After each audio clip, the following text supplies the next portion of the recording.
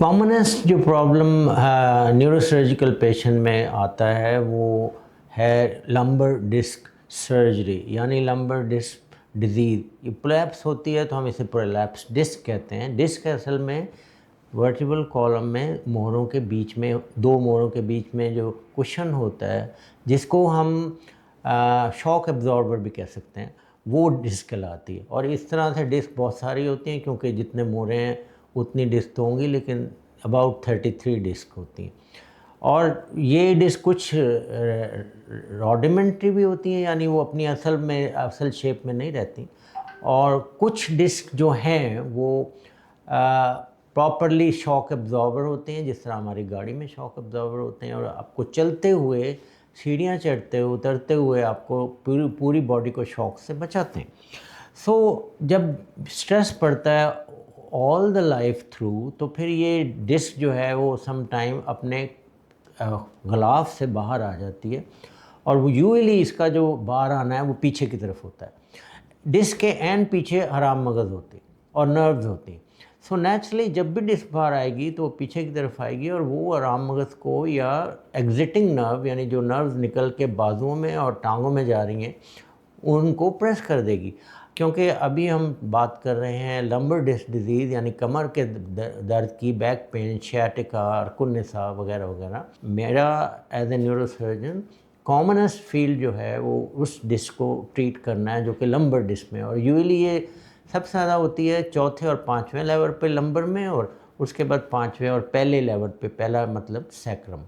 सो ये डिस्क जब निकल जाती है तो आपका बैक पेन लेग में भी चला जाता है, और लेग का पेन बहुत सीवियर होता है। उसके लिए फिर ऑपरेशन की ज़रूरत होती है। एमआरआई के बगैर हम ऑपरेशन नहीं करते। एमआरआई में डिज़ीज़ को आइडेंटिफाई करते हैं, और किस लेवल पर डिज़ीज़ है, राइट पे है, लेफ़्ट पे है, क्या वो दर्द की साइड पे है या दर्द से अपोजिट साइड पे है। मसलन ये बहुत इम्पोर्टेंट है कि दर्द राइट लेग में है और डिस्क लेफ़्ट पे है, तो उसका ऑपरेशन नहीं होना चाहिए, क्योंकि ये ऑपरेशन भी बेकार होगा और मरीज़ को दूसरे ऑपरेशन की तरफ भी जाना पड़ेगा, वगैरह वगैरह। अब ये ऑपरेशन जो है ये तकरीबन 98% अच्छे पेशेंट में कामयाब है। और इसके बारे में जो बातें फैलाई गई हैं, जो कॉमन पब्लिक में, लेमैन में, रिश्तेदार, महल्ले वाले, हमसाए, पड़ोस वगैरह, और इसके अलावा जो क्वैक्स भी हैं, जो डॉक्टर नहीं हैं और जो इस फील्ड में आए हुए हैं और पैसे कमा रहे हैं, उन्होंने बड़ी अजीब अजीब दास्तानें फैलाई भी हैं कि कभी ऑपरेशन ना कराना, आप पैरालाइज हो जाओगे, आपको ये हो जाएगा, वो हो जाएगा, बस आप फिज़ियोथेरेपी पे रहो। और अल्टीमेटली फिर हमारे पाकिस्तानी पेशेंट जो हैं वो नॉन सर्जिकल ट्रीटमेंट ढूंढते रहते हैं, सारी उम्र सफ़र करते हैं, ख़ुद भी, उनकी फैमिली भी टॉर्चर में रहते हैं, जबकि ये 1 घंटे का ऑपरेशन है, 98% सक्सेस है। आप सोचें कि आप लोग क्या मिस करते हैं अगर आप भी इसी लाइन में हैं। बहुत अच्छे रिज़ल्ट हैं, कोई कॉम्प्लिकेशन नहीं है, 98%। तो फिर इंसान में इससे बेहतर तो रिज़ल्ट हो भी नहीं सकते, पॉसिबल ही नहीं है। ये कोई गाड़ी, फ्रिज या टीवी तो नहीं है जहाँ 100% होंगे, आप पुर्जा बदल देंगे और चलें बस ठीक है, सब कुछ ठीक हो गया। इसमें जो पहले है वो मरीज़ को देखा जाता है, उसकी अलामत देखी जाती हैं।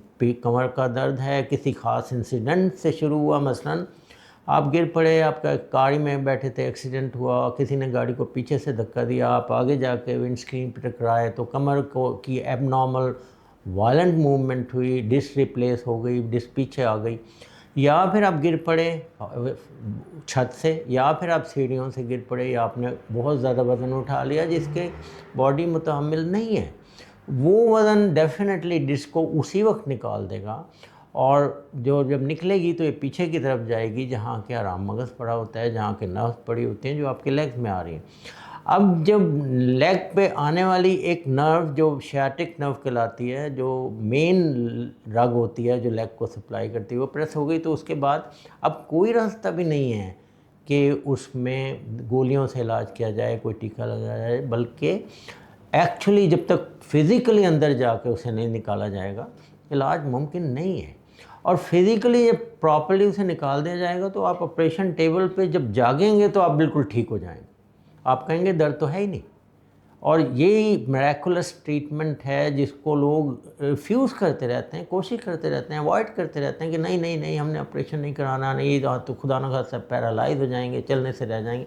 हालांकि ये सिर्फ इतना शॉर्टकट मामला है, अगर डायग्नोसिस सही है, तशखीस सही है, एक्सरे और एमआरआई सही दिखा रहे हैं और उसके बाद सर्जन ने ऑपरेशन सही कर लिया है, जो कि एलिमेंट तो ज़ाहिर आप देख लेते हैं, आप ऑपरेशन कराने से पहले यही देखना होता है कि सब कुछ सही, तो ये बहुत अच्छा रिज़ल्ट है।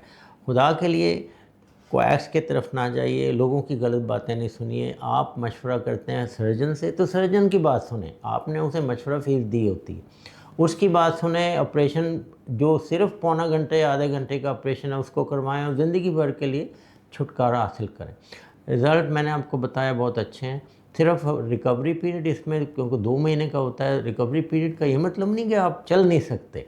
हाँ, चलाते तो हम मरीज़ को अगले दिन ही हैं, ऑपरेशन से नेक्स्ट डे खड़ा करते हैं, चलाते हैं, लेकिन उसमें नॉर्मल लाइफ में आने के लिए 2 महीने चाहिए होते हैं। वज़न क्या उठाना है, झुकना कितना है, कितना नहीं झुकना, कितना वज़न नहीं उठाना, ये सारी चीज़ें हैं जो 2 महीने आपने एहतियात करनी होती है। और ऑपरेशन के बाद भी एहतियात एक्सट्रीम मूवमेंट की, एक्सट्रीम वज़न उठाने की, एक्सट्रीम मैनूवर की, वो अलाउड नहीं होता, क्योंकि फिर डिस्क तो बहुत सारी हैं। अगर एक डिस्क हमने सही कर दी आपकी दूसरी डिस्क प्रोलैप्स हो जाएगी, तीसरी हो जाएगी, चौथी। आप ये कहेंगे लें जी ऑपरेशन तो नाकाम हो गया, ऑपरेशन नाकाम नहीं हुआ। ये याद रखिए कि डिस्क कई हैं, एक नहीं है। मैंने कहा आपको 30+ डिस्क हैं, तो किसी भी लेवल पे डिस्क अगर एबनॉर्मल स्ट्रेस पड़ता है और वो जो कंटेनर है डिस्क का वो उसको टॉलरेट नहीं कर सकता, तो ऑब्वियसली वो फट जाएगा। जब फटेगा तो अंदर से डिस्क जो कि अंडे की जर्दी की तरह होती है और शॉक एब्जॉर्बर की तरह होती है, वो निकल आएगी। जब निकलेगी तो एक रग को प्रेस करेगी आराम मगज़ को और फिर वहाँ से सिलसिला शुरू हो जाएगा। फिजियोथेरेपी का रोल पहली स्टेज में होता है, पहली और दूसरी स्टेज में भी फिजियोथेरेपी टू सम एक्सटेंट, लेकिन अगर रेड फ्लैग आ जाए तो फिजियोथेरेपी मना है, स्ट्रिक्टली मना है। मैं ये मरीज़ देखता हूँ कि मोस्टली फिजियोथेरेपी कराते रहते हैं, बल्कि वो सर्जरी को अवॉइड करने के लिए फिजियोथेरेपी कराते हैं। फिजियोथेरेपी का उसूल ये है कि जब कोई दर्द बढ़ जाए फिजियोथेरेपी से तो कभी नहीं करानी चाहिए। नंबर 2, अगर एमआरआई पे कुछ ऐसे साइंस हैं तो फिर फिजियोथेरेपी कंट्राइंडिकेटेड होती है, क्योंकि फिर आपकी डिस्क जो है वो मज़ीद बाहर आ जाती है। अभी पहली दफ़ा में डिस्क पूरी बाहर नहीं आई होती, फिजियोथेरेपी से वो बाकी भी बाहर आ जाएगी। सो ये सारी बातें आपका सर्जन आपको बताता है और उस पर चलना चाहिए। अगर पैरालिसिस शुरू हो जाए तो ये तो सबसे बड़ा रेड फ्लैग है। अगर लेग की पैरालिसिस, किसी टो की मूवमेंट नहीं है, किसी एंकल जॉइंट या नी जॉइंट की मूवमेंट अब हो ही नहीं रही, मसल पैरालाइज हो गए, तो ये तो आप समझ लें कि इस वक्त आपको 5 मिनट 1 घंटे के अंदर ऑपरेशन चाहिए।